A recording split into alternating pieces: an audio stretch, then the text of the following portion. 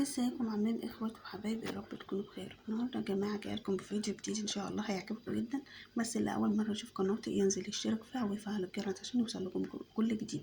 بصوا يا حبايب قلبي، انا دلوقتي عملت صينيه السمك ديت وحبيت اوريها لكم عشان اوريكم بس انا عملتها ازاي. طبعا انتوا شايفين الطماطم والبصل مقطعاهم زي ما انتوا شايفين قطع صغيره خالص، مش عملتها حلقات. انا عامله فيديو قبل كده، انا جايبه السمك الروسي قطعته حتت قطع، مش سايباه بالطول كده. وبعد كده رحت مقطعه عليه الطماطم والبصل والفلفل حلقات. تمام.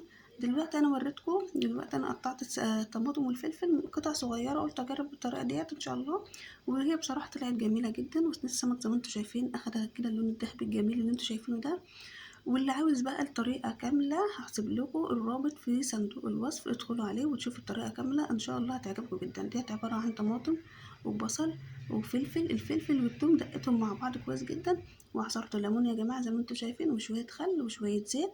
وحاطه كمان البهارات بتاعه الايه السمك، وبهارات بهارات السمك يا جماعه، حاطه كمان فلفل اسمر وكمون وشويه ملح وبهارات سمك. وان شاء الله تكون الطريقه عجبتكم وتجربوها. بصراحه الطريقه جميله، وصينيه السمك طالعه جميله جدا زي ما انتم شايفين، تفتح النفس. بالف هنا وشفا على قلوبكم وعلى قلوب اللي هياكلهم.